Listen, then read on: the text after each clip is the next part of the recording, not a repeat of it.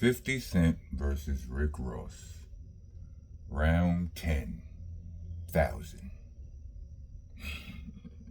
Yo, I swear you can never, these two dudes never disappoint.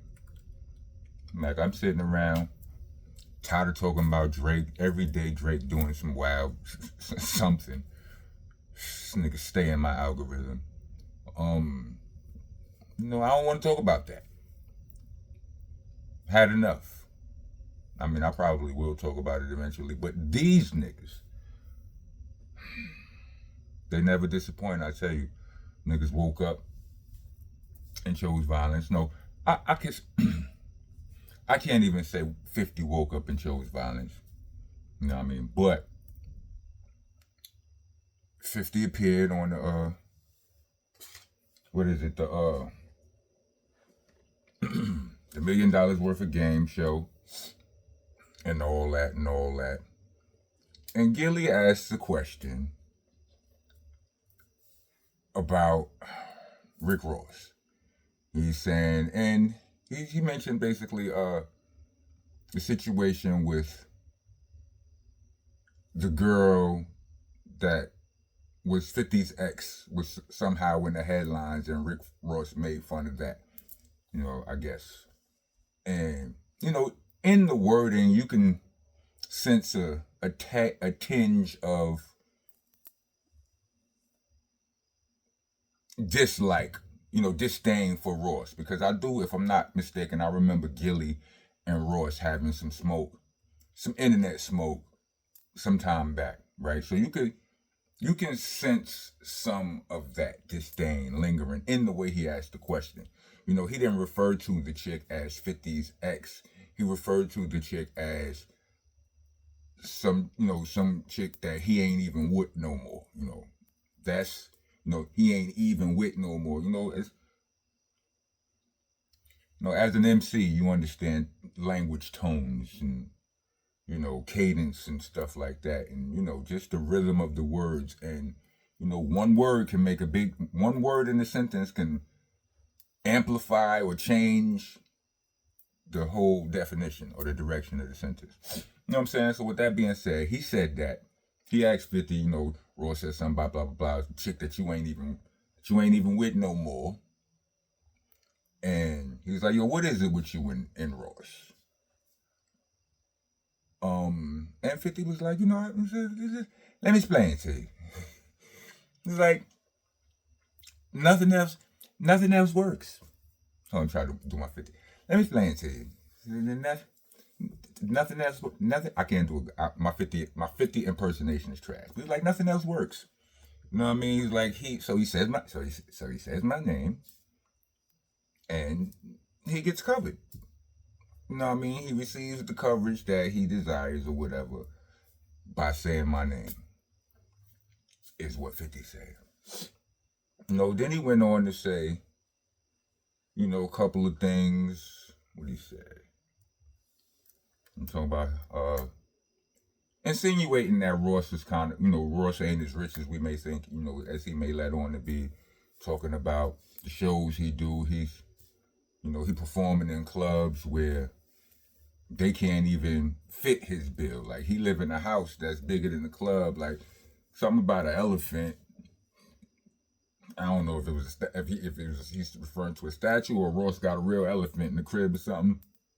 I don't know. He's like, that costs more than the club. These niggas can't pay you to.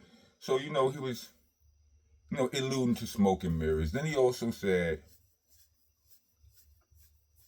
what rich nigga cut his own glass? What rich nigga cut his own grass? He's cutting his own grass and shit.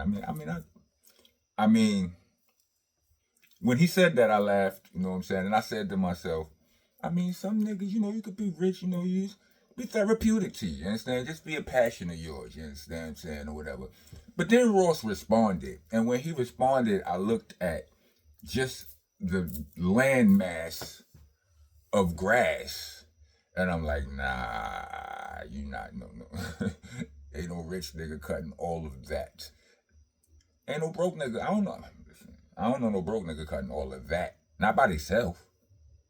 Maybe, but then what do I know? You understand what I'm saying? I'm not a landowner. Not yet. So yeah. But in Ross's response, he was like, he said he saw 50 Cent on the Wallow show. Shots fired. Said the other little guy asked him a question or whatever, you know what I'm saying, referring to Gilly and all that. See, I seen him on the Wallow show, and the other little guy asked him a question, and then he proceeds to go in. It's my Rick Ross impersonation is while not stellar, is way better than my 50 Cent impersonation. What he said? Started getting on him about going into the fact of how he was siding with Drake. But he like, I thought Dr. Dre was your big homie. I thought he was the team, the home team. You don't go against your big. Got into all of that. Boss. You know what I'm saying? Started talking about he went into this a floss fest talking about how he was going. I'm gonna have Holyfield and Mike Tyson fight right here in the front yard. These 1,500 people. Boss. It's 1,500 square feet right here. Then he said, he started talking about the human harmony jump off. He was like, I understand the land is very, we said, unaffordable. He's like, I'll let you shoot whatever you want to shoot in the back space. You could be way in the back. We ain't even got the cross paths. You can shoot whatever you want. Ghost 9. I thought that was funny. It was funny and all that. So 50 could put his little thing in the backyard. Boss. Yeah, so yeah, I mean, these two. I mean, I wish, like, I could never see myself being in a situation like this. Like, I don't know. I admire them both for the fact that they can both do this and seem so unbothered by it all. I don't know if I'm there yet. I'm just saying. I don't know if I'm there yet. You know what I mean? So, I don't know. I ain't come here to talk your heads off. I think that's all I really had to say on it. But I mean, I'm just saying, like, if I could add anything to it, it's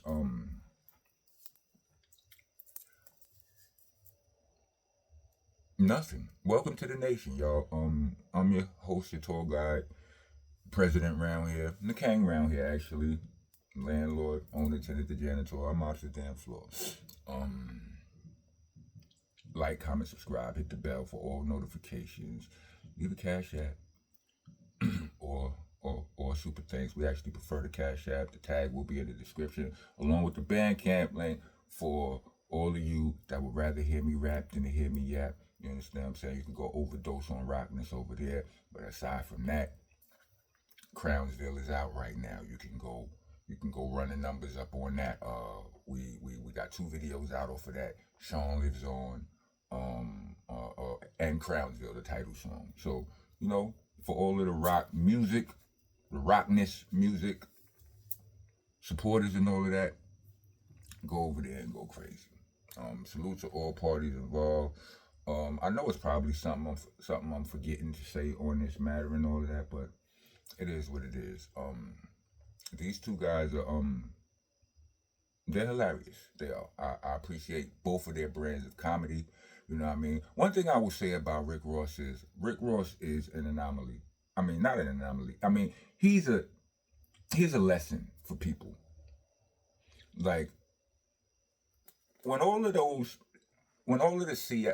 CO information came out about Rick Ross, that should have clipped his wings right there. When 50 started raining on him, like, 50 has clipped a couple wings before. Like, that, along with the CO stuff, should have clipped his wings. Ross literally just rapped his way out of all of that. Now, I don't know if he out of it. You understand what I'm saying? But he's still, for the most part, in the good graces of people. You know what I'm saying? And the lesson in that is, just do you. It don't matter who don't fuck with you, who don't like you, what they say about you. You understand what I'm saying? Just if you dope, then just be dope. You know what I mean? I made it to the end of this video. Let me get 4 microphones. Rock on, rock, go on.